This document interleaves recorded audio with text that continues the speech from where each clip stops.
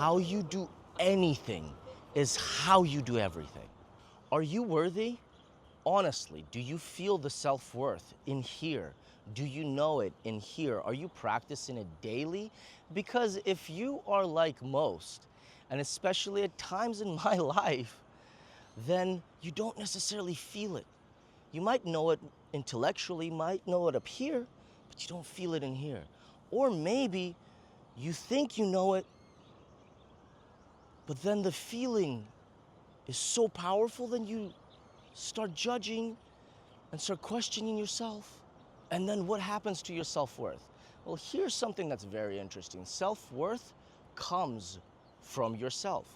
Feeling worthy does not come from anybody else at first. So if you aren't feeling it, if you forgot it, even if you knew it before, then how do you get it back? Or what if it's worse than that? What if you have never felt like that before? What if you don't even know? What if you were suppressed by your parents, society, schools, whatever that was for you? What if you don't even know that you are worthy? Well, let me tell you something. If you're here on this plane of existence, no matter what your circumstances are or were before this, you are worthy. Because if you are here and you are watching this video, you are 111 billion% worthy. And here's why. Because if you weren't, you would not be taking the time out of your precious day to watch this and to work on yourself. Truly, people that are so against the grain, people that are so negative, people that are soul-sucking are not going to be watching this video. And because you are here, because you want to become the greatest and best version of yourself that you could possibly be, I tell you, you are worthy. It does come from self-worth. So no matter what I say, no matter what anybody else says, it might not register. You might not feel it. So now, how do you get your self-worth back?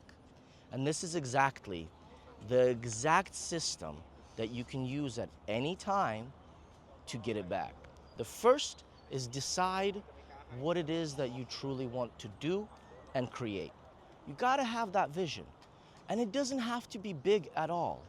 It doesn't have to be anything incredible. And that can be very hard for people. So it doesn't have to be anything big. Deciding what you want can be something as small as, you know what? I'm gonna get up at this time. Or you know what? I'm gonna eat these meals. You know what? I'm just going to drink more water that's better for me and alkaline water than I have before. It can start with small decisions, and as a matter of fact, the point of this, especially if you're deep down the, oh my God, I'm not worthy rabbit hole, start with something small. Start with just a small stretch, like a little stretch in the morning. Start with something that you know you'll be able to control as much as you possibly can. One, have a little goal. I'm gonna get up and I'm gonna go for a walk. And I'm gonna do that for the next 3 days. And then, two, you create a plan. You create steps. And specifically, once you create the plan and the steps, you set up a system for yourself. Because steps and tasks are great, but when things are systemized, when there's a process, then it is much easier to follow because then you don't have to think about it.